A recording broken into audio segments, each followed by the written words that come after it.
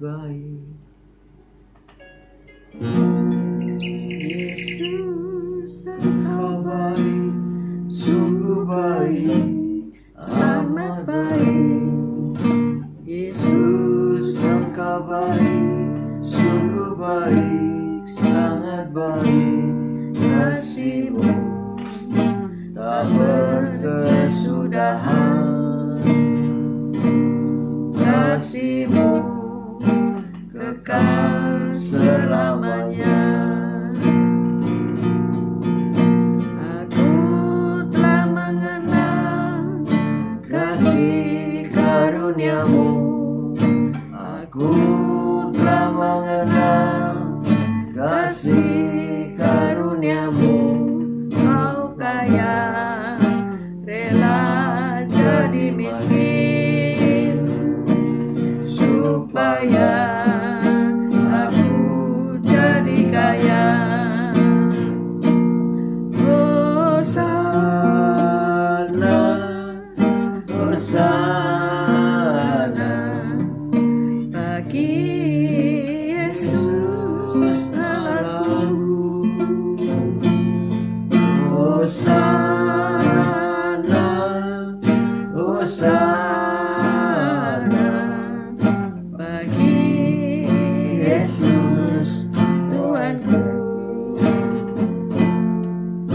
Yesus, Engkau baik, sungguh baik, amat baik.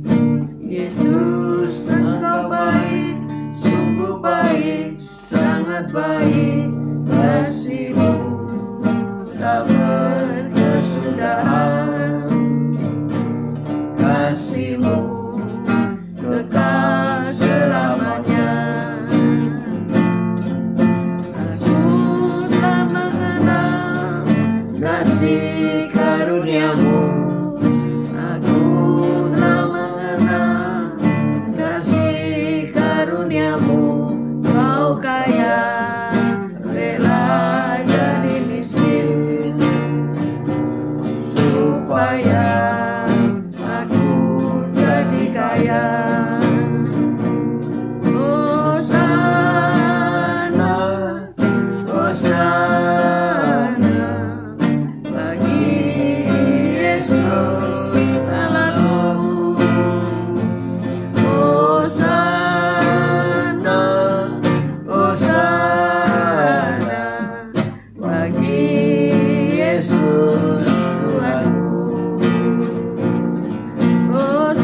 Hosana, Hosana, bagi Yesus Allahku. Hosana, Hosana, bagi Yesus Tuhanku. Bagi Yesus Tuhanku. Bagi Yesus Tuhanku.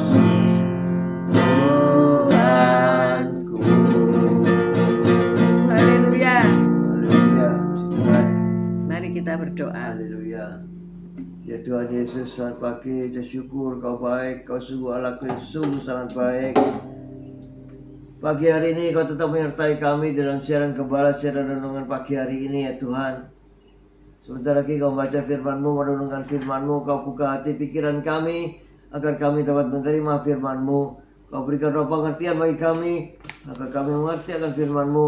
Dan Kau berikan iman yang kuat bagi kami agar kami dapat melakukan firman-Mu di dalam kehidupan kami ya Tuhan Yesus. Kau serahkan kehidupan kami sepanjang hari ini bersama semua rekan-rekan peserta daripada renungan pagi hari ini ke dalam tangan-Mu, di dalam kuat kuasa-Mu, di dalam perlindungan-Mu, di dalam penyertaan-Mu, di dalam kasih-Mu, juga di dalam berkat-Mu ya Tuhan. Dan Kau tetap berikan kesehatan, kekuatan bagi tubuh kami agar kami dapat melayani Engkau lebih lagi. Dalam nama Yesus kami sudah berdoa, ucap syukur. Amin, amin, amin. Haleluya, puji Tuhan. Shalom semuanya, Shalom, selamat pagi. semuanya. Haleluya. Yang sudah bergabung, Bu Foni, Pak Vincentius Wiono, Esther Sepsi, Bu Sepsi, Pak Anton, Pak Martin, Bu Febi, Bu Elias, Pak Elias, Dini, Rima, Pak Anton, Viken, Pak Henry, Bu Wanda, Pak Budi Utomo, good morning. CCMI, good morning. Pak Mei, Bu Ruli, Tasya, Elo, good morning semuanya ya. Kita kembali belajar tentang Gospel of Regeneration. Kita belajar tentang juru selamat ya. Karena Gospel of Salvation itu tentang keselamatan. Dan kita akan belajar tentang siapa sih juru selamat itu. Kalau kita melihat di jalanan itu ya, utamakan selamat. Nah, kita harus selamat tidak saja di bumi ini, tetapi juga setelah kita meninggalkan bumi ini ya. Kita selamat, kita diselamatkan. Nah, kita mengenal Yesus Kristus sebagai satu-satunya juru selamat, tidak ada yang lainnya. Yang dikatakan oleh Alkitab hanya satu juru selamat ya. Yang pertama kita belajar tentang arti kata dulu ya. Yesus berasal dari kata Yunani ya. Iousos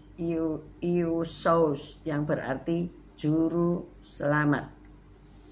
Kemudian Kristus dari kata Yunani Kristos yang berarti yang diurapi. Jadi juru selamat yang diurapi. Dalam bahasa Ibrani disebut maslah atau Mesias atau Mesaya. Maslah, Mesias. Alkitab dengan jelas menyatakan bahwa Yesus Kristus adalah Allah sendiri yang menjelma menjadi manusia. Inkarnasi, bukan reinkarnasi, tidak. Inkarnasi. Allah yang turun ke bumi menjadi manusia. Berikut ini kita akan mempelajari bahwa Yesus adalah Allah 100% dan adalah manusia 100% seperti kita. Pemahaman ini tidak mudah memang untuk dimengerti ya dan diterima. Ada banyak orang masih belum bisa menerima. Ya, kita orang-orang yang sudah punya Alkitab, orang-orang yang ditentukan dari semula menjadi anaknya, kita wajib mengerti siapa juru selamat yang kita agungkan, yang kita sembah, yang kita utamakan dalam hidup kita. Amin. Selamat pagi Bu Ami. Nah, pertama kita belajar tentang keilahian Yesus. Dalam perjanjian lama sudah dinubuatkan tentang kelahiran Kristus. Mika 5 ayat 1 sampai 3. Mika 5 ayat 1 sampai 3. Selamat pagi Bu Lasma.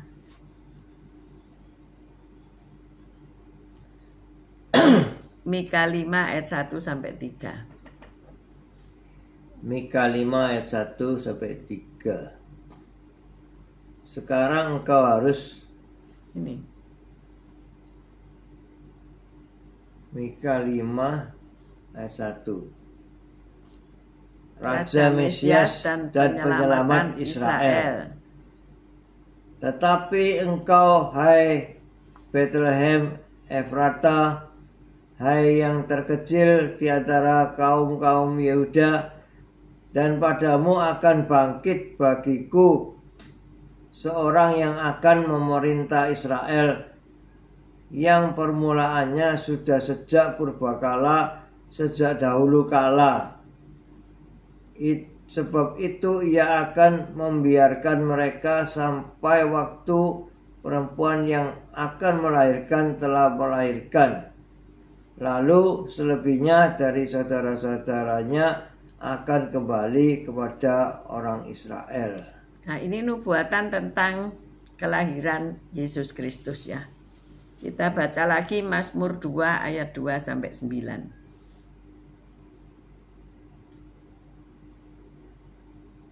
Mazmur 2 Mazmur 2 ayat 2 sampai 9. Mazmur 2 ayat 2. Raja-raja dunia bersiap-siap dan para pembesar bermufakat bersama-sama melawan Tuhan dan yang diurapinya.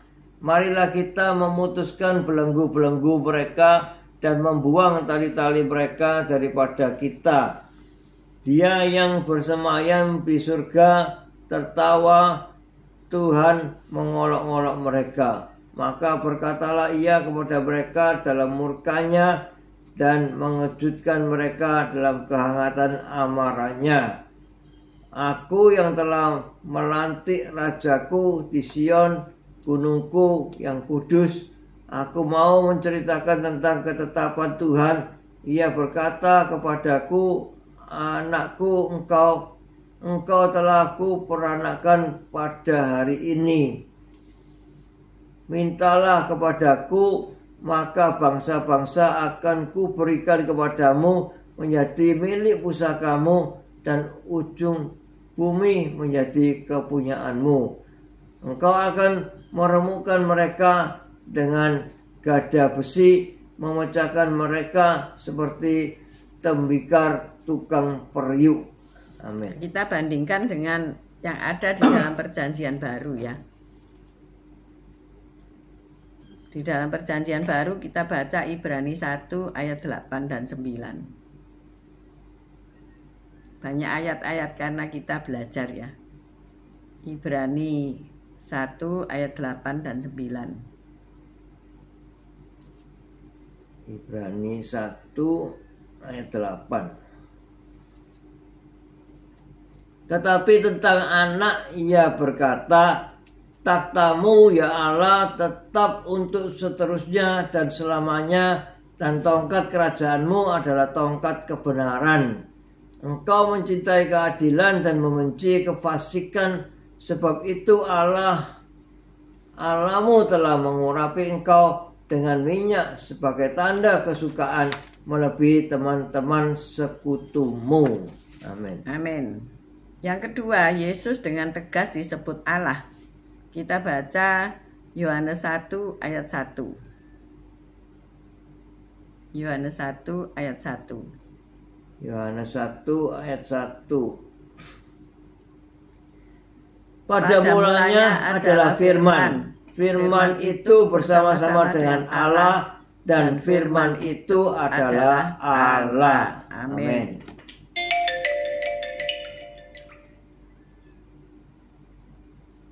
Nah, kita lanjutkan. Pengakuan ini diterima oleh Yesus ya.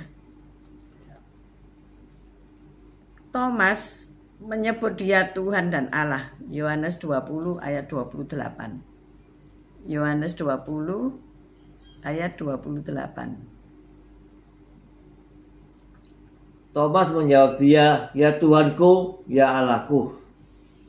Ya. Itu pengakuan dari muridnya. Dan pengakuan ini diterima oleh Yesus.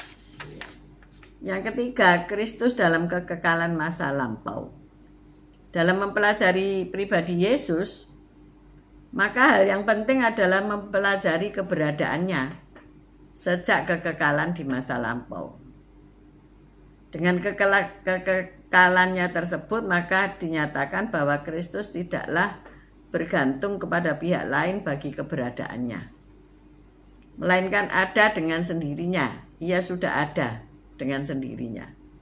Salah satu catatan perjanjian lama yang menyatakan kekekalan Yesus dapat dilihat dalam Mika 5 ayat 1, yang permulaannya sudah sejak purbakala, sejak dahulu kala. Dalam Yohanes 1 ayat 1 tadi kita membaca pada mulanya adalah firman, pada mulanya.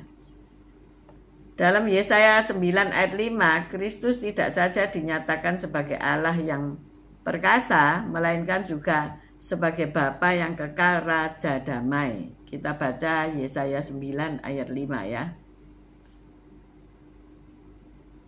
Yesaya 9 ayat 5.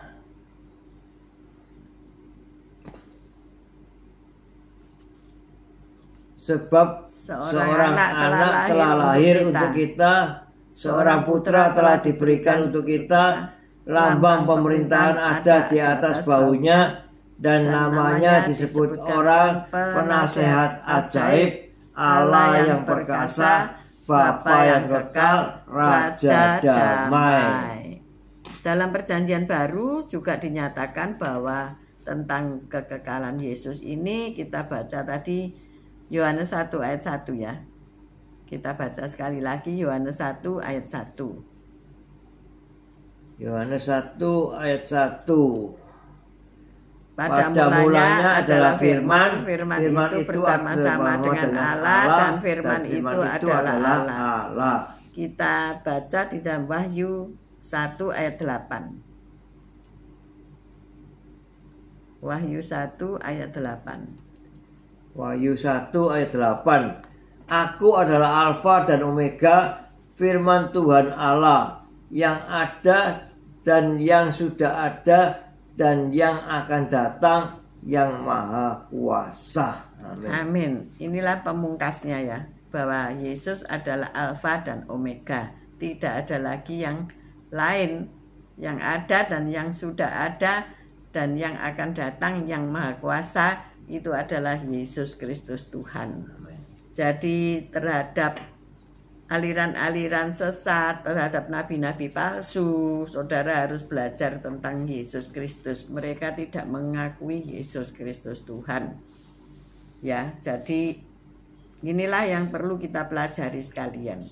Siapa Yesus? Ternyata Yesus adalah Allah yang turun ke bumi. Allah 100%, manusia 100%. Kemudian Yesus memiliki atribut-atribut Allah ya.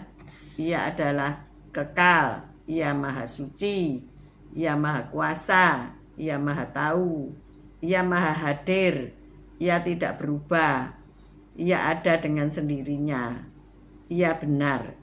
Kita lihat Yohanes 14 ayat 6. Yohanes 14 ayat 6. Yohanes 14 ayat 6. Kata Yesus kepadanya, Akulah jalan dan kebenaran dan hidup. Tidak ada seorang pun yang datang kepada Bapa kalau tidak melalui aku. Amin. Amin.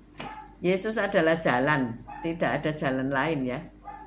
Kalau banyak jalan menuju Roma, itu kata pepatah, tetapi jalan menuju surga hanya satu, yaitu Yesus. Akulah jalan dan kebenaran dan hidup. Tidak ada seorang pun yang datang kepada Bapa kalau tidak melalui aku. Demikianlah kata Tuhan Yesus. Selamat pagi Bang Fred, selamat pagi Nora, selamat pagi Sydney, selamat pagi semuanya. Pekerjaan-pekerjaan Allah juga dikenakan padanya seperti Ia pencipta ya, menciptakan segala sesuatu. Ia menopang segala yang ada dengan firman-Nya. Kita lihat Ibrani 1 ayat 3. Ibrani 1 ayat 3. Ibrani 1 ayat 3. Ia adalah cahaya kemuliaan Allah dan gambar wujud Allah, dan menopang segala yang ada dengan firman-Nya yang penuh kekuasaan. Dan setelah ia selesai mengadakan penyucian dosa, ia duduk di sebelah kanan yang maha besar di tempat yang tinggi. Amin. Nah, ini sebagai Yesus sebagai manusia 100%, maka kita baca Lukas 19 ayat 10. Lukas 19 ayat 10. Selamat pagi Bu Rita. Lukas 19 ayat 10. Sebab Anak Manusia datang untuk mencari dan menyelamatkan yang hilang. Amin. Amin. Jadi dia dikatakan anak manusia ya, sebagai manusia. Kemudian julukan Yesus adalah Yesus Juru Selamat. Matius 1 ayat 21. Matius 1 ayat 21. Matius 1 ayat 21, ia akan melahirkan anak laki-laki dan engkau akan menamakan dia Yesus, karena dialah yang akan menyelamatkan umatnya dari dosa mereka. Amin. Nah, ini sungguh luar biasa. Itulah arti juru selamat, menyelamatkan dari dosa. Siapa yang bisa mengampuni dosa? Tidak ada satu manusia pun yang bisa mengampuni dosa, kecuali manusia 100% yang kudus, yang dari atas, yaitu Yesus Kristus. Amin. Markus 10 ayat 47, ia disebut anak Daud karena ia memang dilahirkan dari keturunan Raja Daud. Markus 10 ayat 47. 47. Ayat 47. Ketika didengarnya bahwa itu adalah Yesus orang Nazaret, mulailah ia berseru, Yesus anak Daud, kasihanilah aku. Nah, luar biasa ya. Bahkan orang yang buta ya bernama Bartimeus, anak Timeus, itu menyeru bahwa Yesus anak Daud. Mereka tahu bahwa Yesus adalah anak Daud dari silsilah Raja Daud. Yesaya 53 ayat 3. Yesaya 53 ayat 3 kita baca. Yesaya 53 ayat 3. Ia dihina dan dihindari orang, seorang yang penuh kesengsaraan dan yang biasa menderita kesakitan. Ia sangat dihina sehingga orang menutup mukanya terhadap dia, dan bagi kita pun dia tidak masuk hitungan. Nah, ini dia digambarkan sebagai manusia. Sebagai manusia ia bisa dihina, bisa dihindari, bisa sengsara, bisa menderita sakit ya. Ia sangat kesakitan ketika didera menuju kayu salib ya. Ia sebagai manusia 100% untuk menanggung dosa manusia. Ia harus menderita. Yang terakhir yaitu dia bisa mati. Yohanes 19 ayat 30. Yohanes 19 ayat 30. Yohanes 19 ayat 30. Sesudah Yesus meminum anggur asam itu, berkatalah ia, sudah selesai. Lalu ia menundukkan kepalanya dan menyerahkan nyawanya. Amin. Nah, ia mati di atas kayu salib. Tetapi berita baiknya adalah ia bangkit pada hari yang ketiga. Nah, inilah mengenai juru selamat, tentang keilahian Yesus, tentang kemanusiaan Yesus. Besok kita belajar tentang kematian Yesus ya. Sebagai manusia ia bisa mati. Tetapi seperti kita semua nanti kita akan dibangkitkan. Yesus sebagai yang sulung, ia telah lebih dulu bangkit. Karena ia telah mengalahkan maut. Apa itu maut? Maut itu kematian dengan segala kroni-kroninya ya. Maut itu mengalami maut, kecelakaan maut yang membawa kehilangan nyawa. Itu dinamakan maut. Tetapi Yesus berkata, maut, hai maut, di mana sengatmu? Jadi maut tidak lagi berkuasa atas orang percaya. Memang Yesus mati, tetapi Yesus bangkit. Amin. Amin. Jadi kita belajar memang sekilas pintas tentang keilahian Yesus ya. Tetapi baiklah, nanti saudara bisa baca lagi ulang, bisa renungkan lagi. Dan yang lebih penting adalah mengalami Yesus secara pribadi.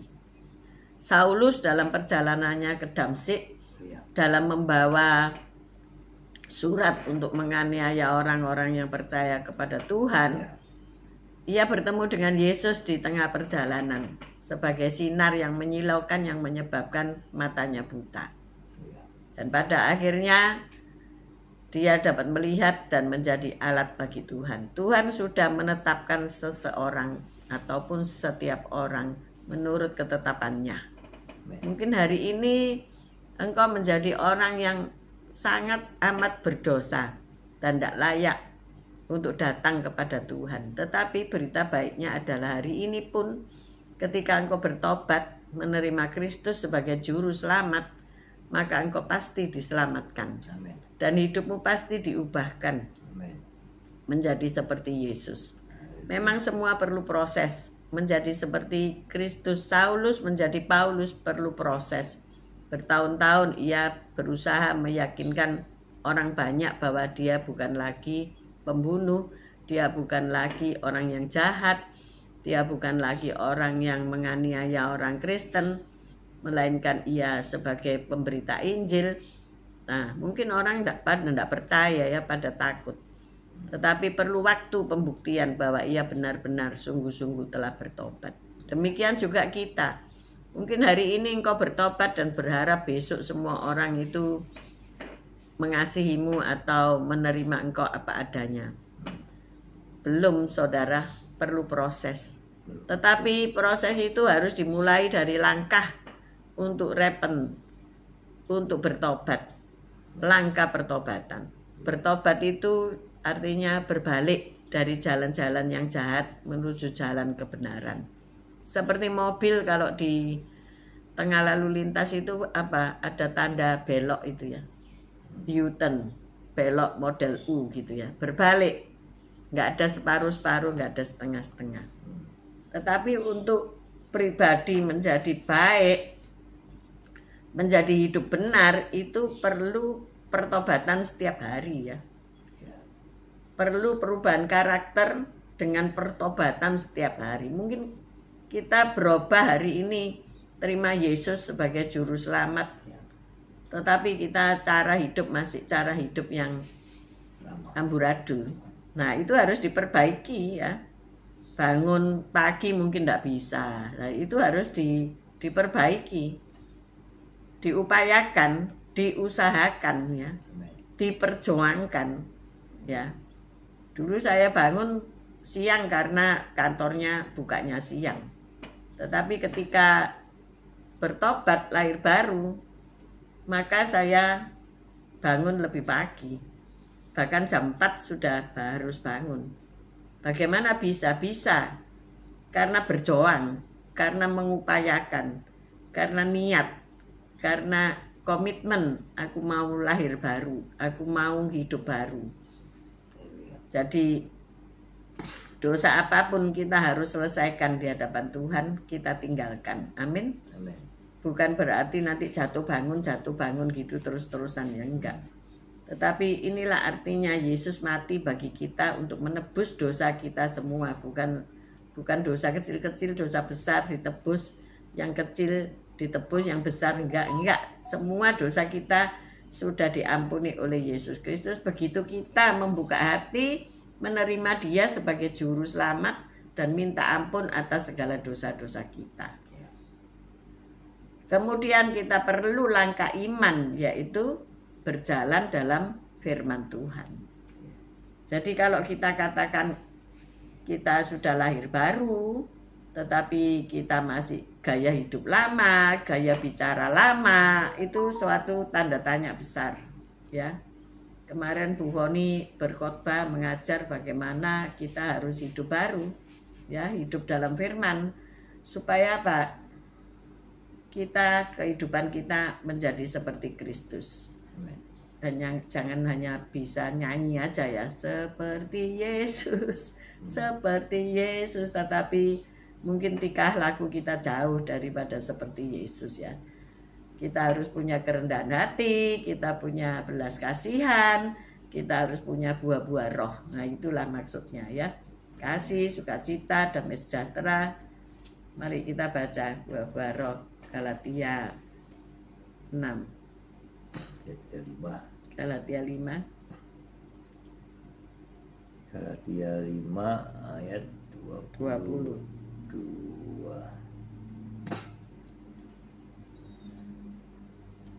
Tetapi buah roh ialah kasih, sukacita, damai sejahtera, kesabaran, kemurahan, kebaikan, kesetiaan, kelemah lembutan, penguasaan diri. Ini perlu di-print ya, dicetak, kemudian ditempel di kaca rias atau di dinding mana yang saudara selalu baca ya, selalu lewati, selalu jalani ya. Nanti yang sudah engkau punyai misalnya, oh aku sekarang sudah punya kasih gitu ya, dicoret, ya toh. Oh aku sekarang sudah sukacita, dicoret. Oh dicawang ya, di stabilo. Oh aku sudah damai ya, di stabilo.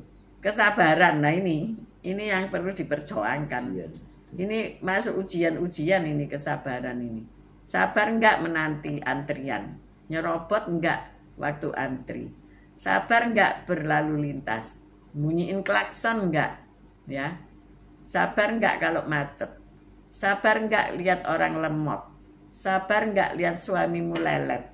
Sabar enggak lihat istrimu dawuk-dawuk, apa dawuk-dawuk gitu. Gerombes atau tidak rapi ya. Selamat pagi Bu Veve, Pak Yusak. Selamat pagi semuanya. Itu berjuang, kesabaran tuh enggak bisa, Tuhan aku diberi sabar ya, enggak. Sabar.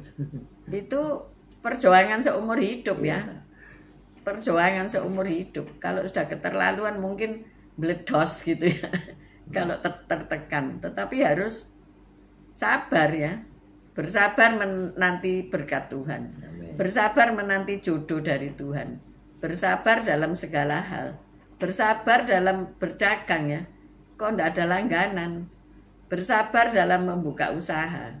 Bersabar dalam menjadi karyawan ya, dimarahi terus tiap hari. Saudara jadi sabar enggak? Ada resep, kalau bos nada tinggi, saudara harus jawab dengan nada rendah ya. Jangan sama-sama tinggi. Bersabarlah dalam kesesakan.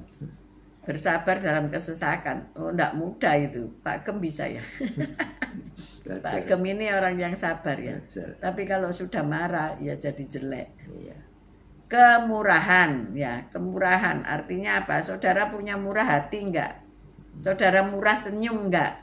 Saudara murah maaf enggak?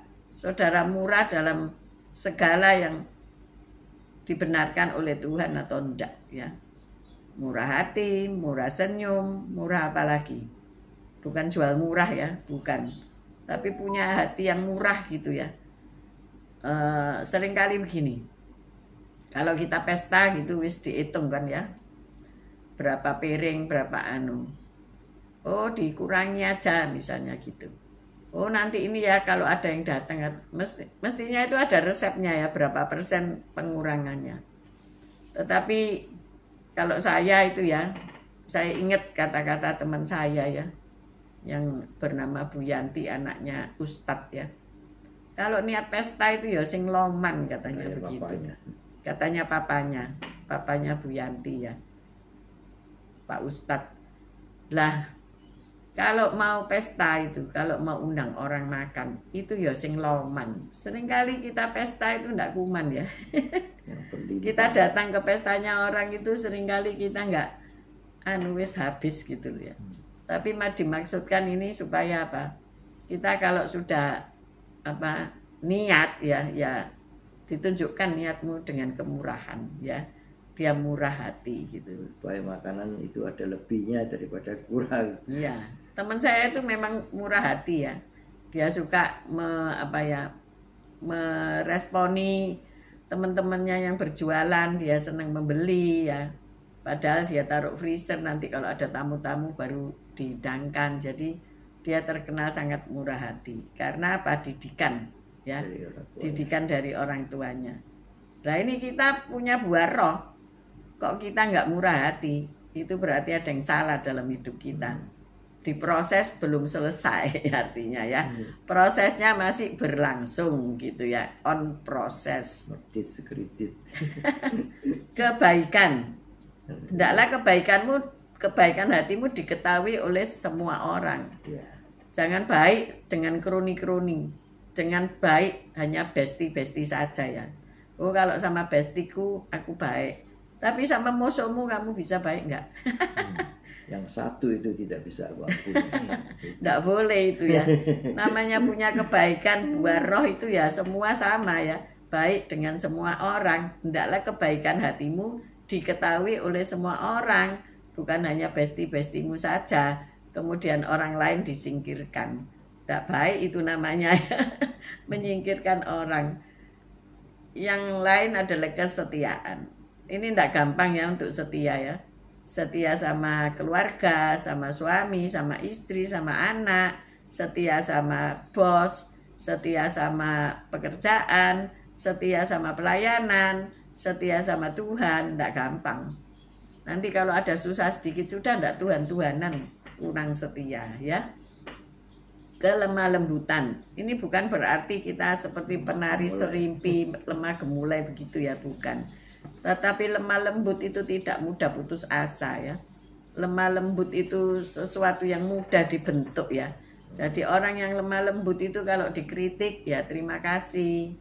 Saya cek diri saya. Apakah saudara pernah mereview bagaimana hidupmu? Tanya sama sebelahmu.